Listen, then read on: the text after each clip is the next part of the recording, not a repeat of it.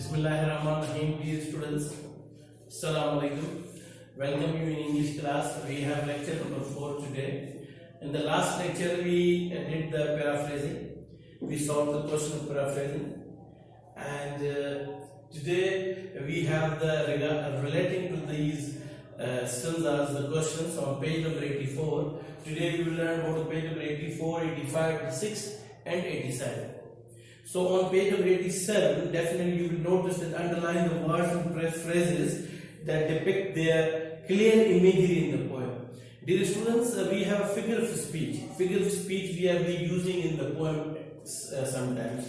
In the last poem number daffodils, you would notice that we use figure of speech like simile, metaphor, personification, and imagery. We learned these 4 figure of speeches over there in the last poem number first and unit number 5 daffodils. Today we have 2 figure of speeches over there in this poem on page number 84. One is alliteration and second is imagery. First we will learn about alliteration. What is alliteration? Dear students, alliteration refers to the repetition of the same consonant sound in the words which are used closely together in the poem, which are used near to in the poem or in the stanza. Again I will repeat, refers to the repetition. Keep in mind, repetition of the same consonant.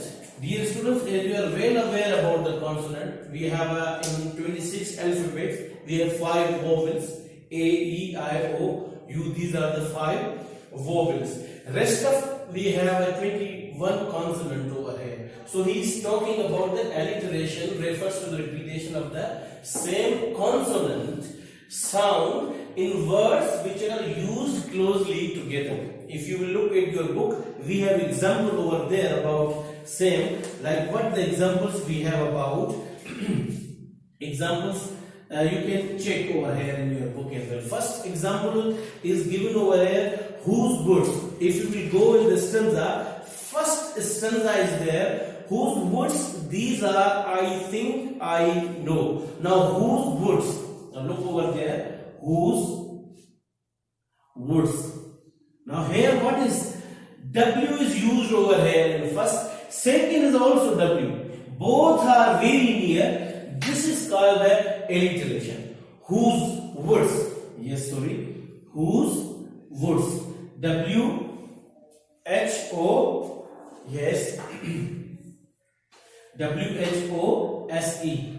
Whose woods? Now here is W also used. Here is also W used. Means 2 consonants are used together here in a line, in a stanza. This is an example, or this is called alliteration. Okay, another example you can see in your book, like book is here, his house, like his house. Now here, dear students, you will see his H is used, here house H is used. Means this both consonants are used together. This is also example of alliteration. They are used together. Third example you can see over, see me stopping. See me stopping. You can see these all 3 examples are in the first stanza. Keep your mind. See, S double E S, and stopping is also with S. It means that the both are same consonants, both are in a line. So these are the 3 examples. We have more examples in the other stanza, but here we discuss these 3 which are given in your book in the first stanza. First, have a look over there. If you have a book, definitely you have a book on page number 82. You will go. Yes, 82. Whose woods? These are, I think I know. His house is in the village though. His house. Look, these are the example. H and H. His house is in the village though. He will not see me stopping here. He will not see me. Look. He will not see me. Me is only word in the middle. Stopping. He will not see me stopping here to watch his woods fill up with snow. Watch his woods. Now look, if you say watch his woods. So W both are W here. This is also example of alliteration. So dear students, you must are now well aware about what is alliteration. Alliteration refers to the repetition of the same consonant sound in words which are used closely together in the poem. These are the examples which are already in your book, and now you have to find out the other examples of the alliteration in the other stanzas. It was all about the first stanza. I told you that in the first stanza we have 3 to 4 examples. Now you are supposed to go through from the other second, third or fourth stanza. Sorry. So 3 stanzas we have more, and you have to go there. You have to make a practice at your home and find out other examples of the alliteration. This was all about the alliteration. Now we will move to another topic. Dear students, another we have imagery. First we read about the alliteration. Second we have imagery. Now what is imagery actually? You have learned in the previous poem as well. Imagery is the construction of details used to create mental images in the mind of the reader. What is coming over here, dear students? Imagery is the construction of details used to create mental images in the mind of the reader. Now, for example, dear students, when we are reading a poem, for example, a kind of a story, many things are in the stories, are in the poems, and that matter, that the material which is there in the story or in the poem, we are going to think about it. Any story or any poem. Look over here, the first poem you read, the daffodils. Yes, for example, I wandered lonely as a cloud. Okay, and that floats on high or vales and hills. So same over here, you can say the dark and deep. So these are kind of images which are coming. That is imagery. Imagery is the construction of details used to create mental images in the mind of the reader through visual sense. Visual means kind of movie you have, kind of video you have, or any kind of video you are watching, and they are trying to create a mental image in your mind. So my mental image is created by through visual sense as well as sense of touch, smell, taste or sound. Yes, these are the parts in which you are supposed to create an image in your mind. For example, visual. Now what would be visual? If you look at your page number 84, huge trees and thick and dark forest. Huge trees, now think huge trees in the thick and dark forest. Huge trees are there, for example. Huge trees in the thick and dark forest. This is an example. Example of what? Visual means you are watching. You are watching, yes. Huge trees in the thick and dark forest. Second is auditory. Audio means you are on audio you have. And what you are listening in audio? The rustling leaves. The rustling of the leaves means leaves are moving here and there, and the voice of and the sound of the leaves you are going to listen. That is the auditory. Third one is the smell. Supposed to be smell. What about scent of apples? Scent of apples. Now, for example, if you are going to read a story, if you have kind of a story and you are reading, there are two students went in the garden and they saw there fresh oranges, fresh apples, and the scent of apples was beautiful or attractive. Okay, so here that is regarded to the smell, scent of apples. Second is taste. Taste means sweet and juicy oranges. Yes, sweet and juicy oranges. Now, for example, the fresh oranges. You are in the garden and you are watching there. There are the trees of the oranges, trees of the apples, and you are going to take an orange and you are going to open and you are going to take to eat. So sweet and juicy oranges over there. This is an example of the taste. Second example, touch. Touch means you are supposed to be say rugged and rough path. A rough path. Sometimes we create image that silky one. You have a kind of silky. When it is written on the story in the poem, that it is coming in our mind. Oh, a rugged and rough path, a silky cloth, a silky way. So these all are the images which are going to be after the reading of the poem. These images are created in our mind. That is called imagery. First we learned alliteration, the same repetition of the consonants coming in the stanza is called alliteration, and this is an imagery which is coming in our minds through images. There are 5 kinds: images by visual, as well as sense of touch, smell, taste, or sound. So dear students, this is all about the alliteration imagery on page number 84. Then dear students, we will move to page number 85. On page number 85 we have exercise number D. What is exercise D? Identify alliterations and metaphors in the poem.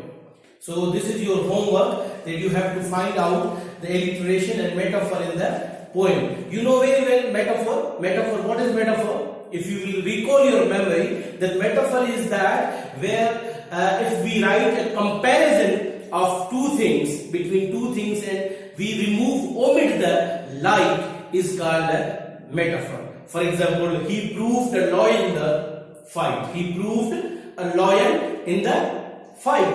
Now if we say he proved like a lion in the fight, we will remove like and we will write only he proved a lion in the fight. That is a metaphor. Means in simile we use like. In metaphor we don't use the word like or as. If we will remove like and as, that is called a metaphor. So exercise D, identify alliterations, imagery, metaphors in the poem. And exercise E, paraphrase the following stanza. The woods are lovely, dark and deep, but I have promises to keep, and miles go before I sleep, and miles go before I sleep. So this is kind of, dear students, exercise E. And then we have exercise circle the correct option. Exercise B we have in vocabulary. We have circled the correct option. I will just help you to solve this exercise. The poem is suggestive of profound thoughts about. Now what is the meaning of profound? Means deep thoughts which are hidden, in other words, or which is something which is over there on that time on the surface, and which is hidden meaning. So what would be the hidden thoughts of this? A sense of woods in winter, a reality of life and death, and a song of enjoyment. So I will go with B, reality of life and death. The poem presents a conflict between poet and his friend. B, obligations of life, desire to escape from them, a poet and force of nature. So dear students, in the option number 2, definitely B, obligations of life and desire to escape from them. We have lots of obligations in life. Even we want to escape from them, but we can't. Everyone who is here in the world, he is much busy in his task, and he wants to escape, he wants to move, but he cannot. So we have to fulfill all the goals. Number 3, after reading the poem, we what get? A, feel fed up of life. B, wish to sleep for a long time. Or C, get ready to face the challenges of life. Dear students, option C is correct. Get ready to face the challenges of life, because we have lots of challenges and we are brave, and we have to be brave to face these challenges. Look over there in the stanza, I say that the woods are lovely, dark and deep, but I have promises to keep, and miles go before I sleep. So means challenges are over there and we have to face them. Number 4, the poem conveys to us only a surface meaning, profound thought, no meaning at all. Yes, there is. That is B option. Profound thought means deep thought. Hidden thought is giving us that we have lots of challenges and we have to face and we have to fill these kind of challenges. Number 5, dark woods symbolize darkness spread around the world, death and departure to another world, darkness in the mind of poet. I think it will be both A and B, both are very close, and death and departure to another world is also kind of this. So dear students, it was exercise number 86. On page number 86, it was exercise number B. Now we have a grammar section. So we will look over there on page number 86. Page number 86, students, we have a grammar section. And definitely book, you have a book and you will check over there. The first one is the adjective phrase. Before to start the adjective phrase, dear students, usually you know very well that I always ask the question that first, what is the adjective? You are starting the adjective phrase, but I am going to ask you what is an adjective only. You know, we have 8 parts of speech. I told you earlier in the last lecture as well: noun, pronoun, verb, adverb, adjective, preposition, conjunction, and interjection. So this is also a part of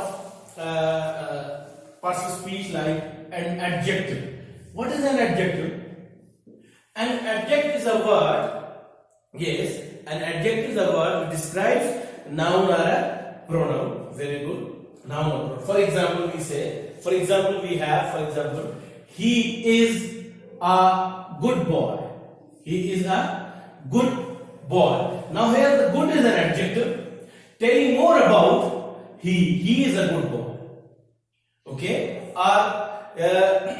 more we have examples of he is a.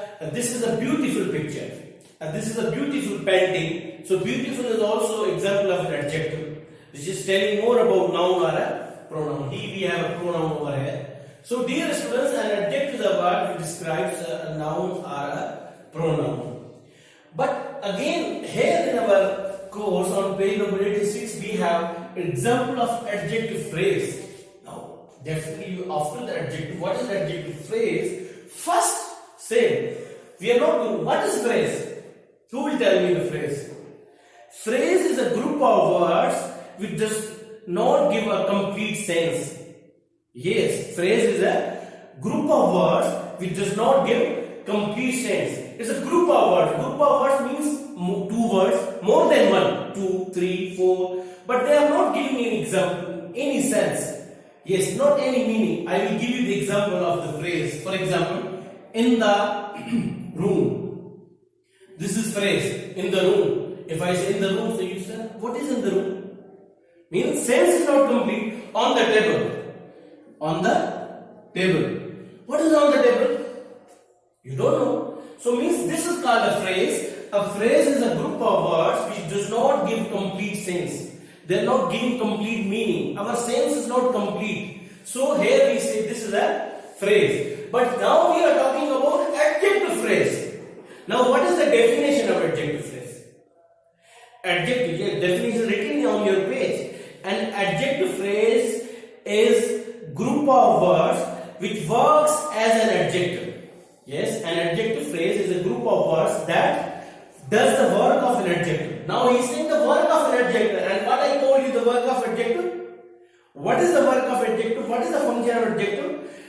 Adjective's function is to describe noun or a pronoun.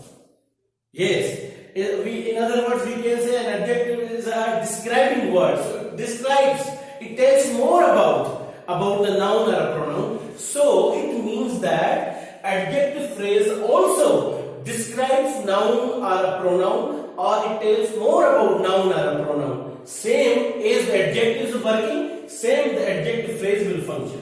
For example, I will give you example over there. It is also I like to, yes, I like to see a smiling face. Smiling face. Now smiling face is adjective. Face is noun, but smiling is adjective. As smiling is telling more about which face do you like? Smiling one. So it is one word adjective. This is only one word. It's not adjective phrase. It is adjective. Sorry. Adjective, this is only adjective, one word adjective. Now we will give the example, I will write the example of the adjective phrase. What would be? I like to see, I like to see, sorry, see a face with a smile on it. With a smile on it. Now dear students, with a smile on, this is a adjective phrase, because you say 1, 2, 3, 4 words are overused over there, and these all words are telling more about this one word noun face. I like to see a face. Which face do you like to see? I like to see a face with a smile on it. Means I like such faces which have smile on it. Here we have, I like to see a smiling face. So smiling was just one word, it was adjective we call. But here with a smile on it is a group of words, means more than one. So it is called adjective phrase. I will give you more examples. Like for example, and usually I told you in the classes, because you learned in class 6 or 7 as well, or in 8 for example, the boy with a red cap is my brother. Which boy is your brother with a red cap? Okay. A girl with curly hair is my sister. Which girl is your sister with curly hair? So with curly hair, with red tie, with blue cap, these all are the examples of the adjective phrase. Okay, so I think you people are well aware about it. First of all, you learned today what is adjective. What is an adjective? It is a describing word. Then you learned what is phrase. Phrase is a group of words, does not give sense. And then we learned what is adjective phrase. It works as an adjective, means it describes noun or pronoun. Here we have example smiling face. Smiling is just one example of the adjective. Then we have I like to see a face with a smile on it. With a smile is an adjective phrase. So this is adjective phrase. Now second, dear students, we have adverb phrase. First we learned adjective phrase, now we have adverb phrase. What is the definition of adverb phrase? I said before to start an adverb phrase, definitely my question is then, what is the definition of an adverb? Last time you remember that we learned what is an adverb? Yes, an adverb is a word which describes the meaning of verb or adverb or an adjective. Yes, and here what would be the meaning and definition of adverb phrase? An adverb phrase is a group of words which does the work of an adverb, which functions as an adverb in the sentence. So the function of an adverb which describes, yes, tells more about the verb, adjective or adverb. So dear students, similar we have Ali ran quickly. Ali ran quickly. Now dear students, the quickly is an adverb. What is this? An adverb, single one word adverb. This is Ali ran quickly. So this quickly is telling more about this ran verb. This is main verb. This is verb and this is adverb. Quickly is adverb. Quickly, slowly, always. These all are the adverbs. So here Ali ran quickly, this is adverb. Now we have example of the adverb phrase. Ali ran at great speed. Ali ran at great speed. At great speed is the adverb phrase. Why? Because these all 1, 2, 3 words are telling more about ran. How Ali ran? At a great speed. How Ali ran? Ali ran quickly. So both words, quickly or at a great speed, both are working as an adverb. What is the difference between these two words? Only difference is that this is a single word and here is a phrase. Phrase means more than the one word. So adverb phrase is a group of words which works as an adverb in the sentence. Example is Ali ran quickly and Ali ran at great speed. We have many examples of this adverb phrase. So dear students, after the adverb phrase, we will move to the page number 87. Page number 87. 87 page we have exercise A, exercise B. What is the exercise A? Have a look over there, dear students. Replace each of the following underlined adjective phrases by an adjective. Again, replace each of the following underlined adjective phrases by an adjective. Now we have adjective phrases, and what we have to do, we have to replace these adjective phrases into single adjective. It means we have phrase and we have to change. First one, he wore a turban made of silk. Now underline made of silk is an adjective phrase. Now what we have to do, we have to change this phrase into a single adjective. How you will do? Yes, he wore a silk turban. Silk is an adjective and turban is a noun, and silk is telling more about the turban. He wore a silk turban. Good, very good. Second, he is a man without a friend. Yes, so he is a friendless man. Okay, so this is also, now dear students, number 4, it is of no use. It is useless. Yes, one word. And then he is a man of sense.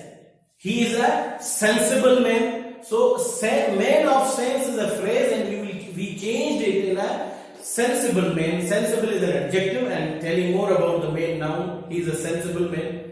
Again, dear students, we have exercise B. Have a look. Replace each of the following underlined adverbs by an adverb phrase.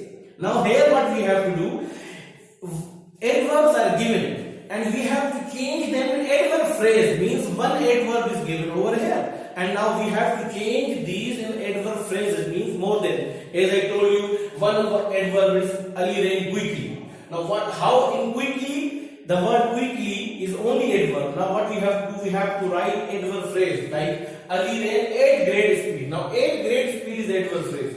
So same we have to do over there. Look over there on the first example. The pigeon flies swiftly. Pigeon flies swiftly. Now swiftly is adverb. Now what we have to do, we have to write in an adverb phrase. The pigeon flies with swiftness. With swiftness is an adverb phrase.